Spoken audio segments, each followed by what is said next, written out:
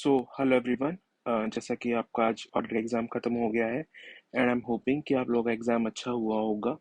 And in case अच्छा नहीं भी हुआ है तो आपको बिल्कुल भी स्ट्रेस नहीं लेना है। बहुत सारे लोगों का एग्ज़ाम अच्छा नहीं होता है ऑडिट का, फिर भी 40 एंड अबव 40 आ जाते हैं, वो कोई दिक्कत वाली बात नहीं है। नाउ आपको फोकस करना है लॉ के ऊपर, जो कि आपका नेक्स्ट एग्ज़ाम है। एंड यहाँ पर मैं थोड़ा सा स्ट्रैटेजी बता दे रहा हूँ। अगर आपकी ऑलरेडी स्ट्रैटेजी प्रिपेयर्ड है you can follow that, but in case आपको नहीं पता है कि क्या करना है कैसे करना है, तो मैं थोड़ा सा बता दे रहा हूँ and you can just follow that. So first of all, जो पहला पॉइंट मैं बोलूँगा, आपको ऑडिट एनालिसिस नहीं करना है। ये पर्सनल एक्सपीरियंस से बोल रहा हूँ। क्यों, मैं आपको पॉइंट्स बता देता हूँ, प्रॉपर बता देता हूँ कि क्यों नहीं करना है। सबसे पहली बात तो, आप जो थ्योरी है, थ्योरी को आप बिल्कुल भी जज नहीं कर सकते हैं कि क्या होगा थ्योरी का। बिकॉज थ्योरी में आपको क्या नंबर मिलने वाले हैं, आपने क्या लिखा है, आप एग्जैक्टली रिकॉल नहीं कर पाएंगे। आप घर जाकर अगर मैच करने की कोशिश करेंगे तो आप अपना टाइम वेस्ट ही कर रहे हैं और कुछ नहीं कर रहे हैं, क्योंकि कैनॉट जज इट। ऑल्सो जो ऑडिट की मार्किंग होती है बहुत सब्जेक्टिव होती है। जो पेपर चेक कर रहा है उसके ऊपर डिपेंड करता है वो कैसे चेक कर रहा है, तो वो भी आप जज नहीं कर सकते हैं। तो दैट इज ऑल्सो वेस्ट। उसके बाद अगर आप ऑडिट का एनालिसिस करेंगे तो वो एक आपको अंडर कॉन्फिडेंट ही करने वाला है। कभी भी ऐसा नहीं होगा कि आप पेपर मिलाएंगे और आपको परफेक्ट आंसर मैच होता हुआ दिखेगा।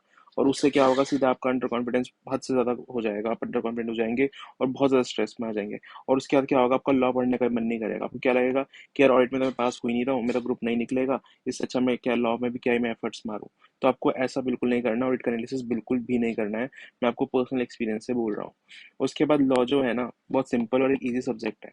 तो अगर आपने अभी ऑडिट पढ़ा है तो ऑडिट तो आपको बहुत ही डिफिकल्ट लगता है, ऑडिट है भी डिफिकल्ट। बट लॉ जो एक सिंपल सब्जेक्ट है, इसलिए आपको बिल्कुल भी स्ट्रेस नहीं लेना है, सिंपली इसको पढ़ते जाना है, लाइटली नहीं लेना है। But at the same time आपको स्ट्रेस भी नहीं लेना, आप सिंपली इसको पढ़ते जाइए। अब उसके बाद एक पढ़ने की जो स्ट्रैटेजी है, अगर आपने ऑलरेडी अपना बनाया हुआ है प्लान कैसे पढ़ना है आपको 1.5 दिन में, तो ठीक है। नहीं तो मैं आपको 1.5 डे में आपको कैसे पढ़ना है या क्या चंक्स है जिसको आप कवर करते चल सकते हैं, मैं आपको थोड़ा बता देता हूँ। सो मैंने जो सिलेबस को इस यहाँ पे डिवाइड किया है वो 7 पार्ट्स में किया है। तो जो पहला पार्ट है वो 1, 2 एंड 3, दैट इज रिलैक्सर्स। ये तो सबसे आपको पता है कि ये बहुत इंपॉर्टेंट है, 25 से 35 मार्क्स इससे कवर हो जाते हैं। और इससे ये सब्सटेंशियल पोर्शन ऑफ एग्जाम आता भी है। मोस्ट ऑफ द टाइम तो एक क्वेश्चन में आता है, नहीं तो अलग अलग क्वेश्चन में इसके पार्ट्स डाल देते हैं। तो आपको ये जो है तीनों चैप्टर्स, इन पे प्राइमरी फोकस हमने शुरुआत से भी किया होगा, आई एम होपिंग। और आगे भी आपको अभी एग्जाम में टाइम में भी इसको ही फोकस करना है मेजरली। उसके बाद चैप्टर नंबर 4, 5, 6 जो है हमारे इंस्पेक्शन वाले, कॉम्प्रोमाइज वाले, अमेलगेमेशन वाले, तो ये भी आपको अच्छे से करना है। क्यों? क्योंकि इसके भी क्वेश्चन सिंपल आते हैं, बहुत छोटे छोटे चैप्टर्स हैं। और इसके मोस्टली क्वेश्चन डायरेक्ट आते हैं, क्योंकि इनके जो सेक्शंस है वो इंडिविजुअल है, ऐसे कुछ रिलेटेबल स्टफ नहीं है। लाइक डायरेक्टर से थोड़ा सा कॉम्प्लिकेटेड हो जाता है इंटरलिंक सेक्शंस के कारण, और कंफ्यूजिंग भी हो जाता है। बट 4, 5, 6 सिंपल है, तो आप इसको भी आराम से कवर कर सकते हैं और ये आपका 5 to 10 मार्क्स का एग्जाम आप कवर कर लेगा। उसके बाद एक चैप्टर है फॉरेन कंपनी ना, ये मेरा फेवरेट चैप्टर था, क्योंकि ये बहुत ही छोटा क्रिस्प चैप्टर है, सिंपल पॉइंट्स हैं इसके, और 4 मार्क्स का क्वेश्चन इसमें से आना ही आना है। और मेरा अप्लाई में भी आया ही था और मैंने अच्छे से लिखा था उसको।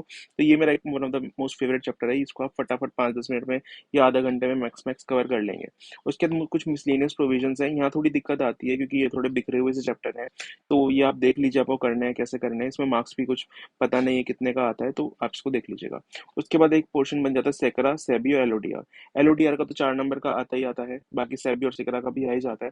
तो this will cover around 6 to 8 marks, आप इसको एक चंक में कर सकते हैं। उसके अलावा इकोनॉमिक लॉ की बात करें तो जो पीएमएलए, एफसीआर और आर्बिट्रेशन है, ये तीनों चैप्टर बहुत ही सिंपल हैं, सिंपल चीजें लिखी गई हैं। और लेकिन पीएमएलए जो है वो बहुत इंपॉर्टेंट चैप्टर है, for the reason that PMLA आजकल बहुत प्रेवलेंट है हमारी कंट्री में, तो पीएमएलए काफी इंपॉर्टेंट हो जाता है फ्रॉम दैट पर्सपेक्टिव। इसलिए इसमें से क्वेश्चंस अच्छे खासे क्वेश्चंस आते हैं, और अब वो इजी भी होते हैं, ऐसा कोई डिफिकल्ट क्वेश्चंस नहीं होते हैं। तो this will cover around 10 marks. And arbitration and conciliation is also very easy chapter. आप ये तीनों चैप्टर आराम से कर लेंगे एंड 10 मार्क्स आपके सिक्योर हो जाएंगे। उसके बाद बात करें अगर आईबीसी और फेमा की, सरफेसी की, तो आईबीसी जो है ना वो थोड़ा सा ट्रिकी हो जाता है, because it is very lengthy. इसका जो कॉस्ट बेनिफिट है वो इतना नहीं होता है। मैं भी काफ़ी सारा पोर्शन इसका मेरा रह गया था मेरे एग्जाम के टाइम पे, बट इट्स इंपॉर्टेंट क्योंकि इससे क्वेश्चन आते हैं। सो आईबीसी आप छोड़ तो नहीं सकते हैं, बट आप देख लीजिए इसको कैसे आपको स्मार्टली मैनेज करना है। नोट्स वगैरह सब पढ़ के कर लीजिए, क्योंकि वैसे बहुत लेंदी है ये टॉपिक। उसके बाद सरफेसी देखने में थोड़ा डरावना चैप्टर लगता है, बट मैंने सिद्धार्थ अग्रवाल सर की क्लास देखी थी, अगर देख लीजिए आपको कोई रिविजन क्लास मिल जाती है, फटाफट इसको कवर कर लीजिए। अगर आपने पहले नहीं किया तो तब भी आप अभी कर सकते हैं। ऐसा कोई डिफिकल्ट चैप्टर ये है नहीं। आपको लगता है difficult difficult but surfaces are very easy chapter. Then coming to FEMA and winding up, ये जो चैप्टर्स हैं मैंने छोड़े थे, इसमें से 10 मार्क्स का आएगा ही। आप ये मत सोचिए कि इसमें से नहीं आएगा, आएगा तो है ही इसमें से। अभी आपको जज करना है कि आपको इनको पढ़ना है या नहीं पढ़ना है। बहुत सारे लोग छोड़ते हैं, मैंने भी छोड़ा था, कंप्लीटली छोड़ के गया था और आया था इसमें से, लेकिन आई वाज लकी कि जो एक पार्ट आया था उसमें इसके तीनों क्वेश्चंस आ गए थे, तो मेरे को तो करना नहीं पड़ा, मैंने वो ऑप्शन में छोड़ दिया था। बट आप वो रिस्क लेना चाहते हैं नहीं, बट इन दोनों का जो कॉस्ट बेनिफिट है वो बहुत ही नहीं बैठता है, क्योंकि फेमा बहुत लेंदी और कॉम्प्लिकेटेड टॉपिक है and winding up is also very lengthy. So if you want you can leave this chapters. उसके बाद बात करें अगर एमसीक्यूज की, तो आपको ना जो सारे प्रोविजंस हैं वो पढ़ के जाने ही जाने हैं, क्योंकि जो एमसीक्यूज हैं वो आपको नहीं पता है कहाँ से कौन से प्रोविजन से बन जाए। और एमसीक्यूज मैंने आपको लास्ट अपनी ऑडिट की स्ट्रेटेजी वीडियो में बताया था, MCQs are your biggest hope. तो आपको एमसीक्यू के पर्सपेक्टिव से लेके चलना है चीज़ों को, तो आपको हर चैप्टर का हर प्रोविजन पढ़ना है। ये चैप्टर्स मैंने छोड़े थे, बट मेरे को एक मोटा मोटा आइडिया था, ऐसे स्पेसिफिक चीज़ें नहीं पता थी, बट जनरल चीज़ें तो पता ही थी। तो आपको ऐसा नहीं करना है कि बिल्कुल छोड़ देना है, इसलिए प्रोविजन आपको थरली पढ़ने हैं from the point of view of MCQs coverage. उसके बाद एमसीक्यू के लिए जो मैं आपको एक और चीज़ बोलूंगा, मैं काफ़ी चीज़ें देखता हूँ कि यूट्यूब पे बहुत सारे टीचर्स एमसीक्यू सॉल्व करवाएं हैं आपको एमसीक्यू बुकलेट से। सो मैं बोलूंगा वो मत कीजिए आप, क्योंकि 1.5 डे इनफ नहीं है कि आप वो एमसीक्यू बुकलेट पढ़ लें। क्यों? एमसीक्यू रिपीट तो होते नहीं है। अगर आप उन क्वेश्चंस को भी कर लेंगे तो अब बस आपको एक थोड़ा प्रैक्टिस हो जाएगा। What you can do is आप 10-15 एमसीक्यू कर लीजिए, ताकि आपका माइंड सेट डेवलप हो जाएगी कैसे आपको एमसीक्यू को टैकल करना है। बट अगर आप बैठ के सारे एमसीक्यू उस दिन सॉल्व करने देखेंगे तो वो आपको बहुत टाइम कंज्यूम कर लेगा, and you don't want to waste that time there. What you can do with that time is आप प्रोविजंस पढ़ने पे ज्यादा फोकस करेंगे। प्रोविजंस पढ़ेंगे तो आपको ज्यादा एक ब्रॉडर सिलेबस आप कवर कर पाएंगे, क्योंकि एमसीक्यू जो है वो स्पेसिफिक क्वेश्चंस को कवर कर रहे हैं, स्पेसिफिक प्रोविजन को कवर कर रहे हैं। अब वो स्पेसिफिक प्रोविजन रिपीट होने के चांसेस थोड़े कम है, बट अगर आप जनरली सब चीजों को पढ़ते जाएंगे, प्रोविजन वाइज पढ़ते जाएंगे, तो एमसीक्यू का कवरेज का पोर्शन आपका ज्यादा हो जाएगा। So that's why I am saying that. उसके बाद FEMA ending up I already explained you in the syllabus कि आपको छोड़ना है तो छोड़ सकते हैं।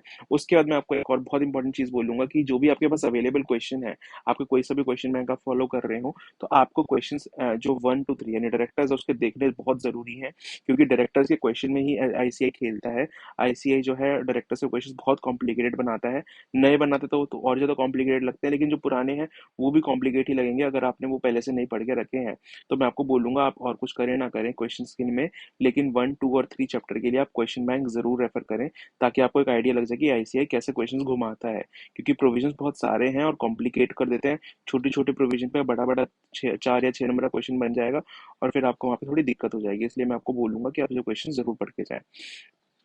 उसके बाद एक और चीज़ ये है कि अगर आपके पास शॉर्ट नोट्स या कोई चार्ट अवेलेबल हैं खुद के बनाए हुए या किसी भी टीचर के, मैंने शुभम सिंगल सर के फॉलो किए थे, बट आपके पास कोई भी है तो आप उसको डेफिनेटली रेफर करें। बहुत मैं कहूँगा, हाईली आई विल सजेस्ट कि आप वो रेफर करें, क्योंकि ऑडिट की तरह नहीं है लॉ। आप लॉ में अपनी लैंग्वेज लिख सकते हैं, वहाँ पे सिर्फ आपको प्रोविजंस लिखने हैं, आपको वर्ड बाय वर्ड ऑडिट की तरह मैच नहीं करवाना है। तो अगर आप नोट्स पढ़ लेंगे, उस नोट्स को आप अपने लैंग्वेज में लिख के प्रोविजन बना के और फिर उसका आंसर को अप्लाई करके अपने क्वेश्चन में और फिर अपने वर्ड्स में लिखेंगे, then that would be more than enough. आपको वर्ड बाय वर्ड नहीं पढ़ना है। तो अगर आपको शॉर्ट नोट्स आपके पास अवेलेबल हैं तो you can very well refer to that only.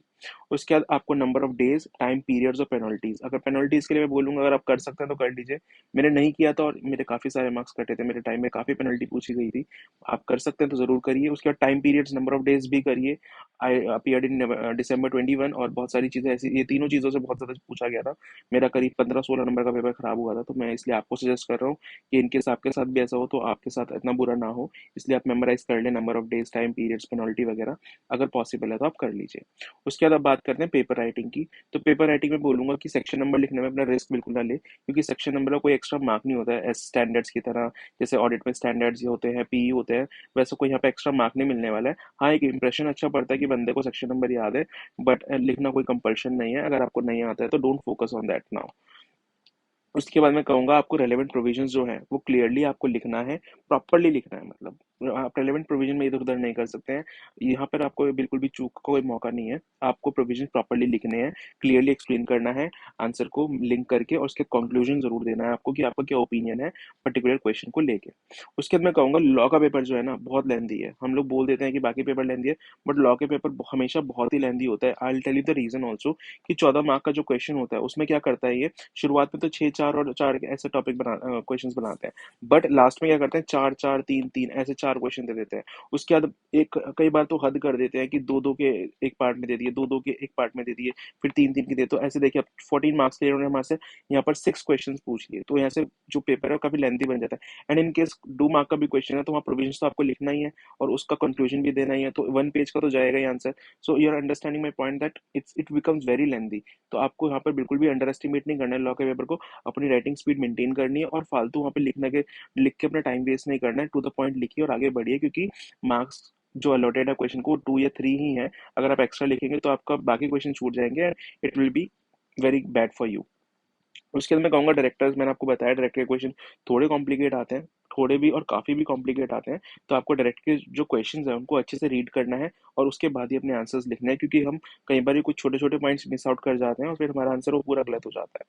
उसके बाद अगर आपको मैं ऑलरेडी बता चुका हूँ कि अगर आपको पॉइंट्स एग्जैक्टली नहीं आते हैं, कोई आपको वरी नहीं करना है। प्रोविजंस आपके बिल्कुल करेक्टली होने चाहिए, प्रोविजंस में आप बिल्कुल छेड़छाड़ नहीं कर सकते, वो प्रॉपर लिखना चाहिए और जो आपका कंक्लूजन आंसर का वो करेक्ट होना चाहिए। आपको मार्क्स मिल जाएंगे, आधा एक नंबर काटेंगे, उससे ज़्यादा नंबर नहीं काटेंगे, आपको पूरे मार्क्स मिल जाएंगे। Now that was all from my side and all the best for your exam.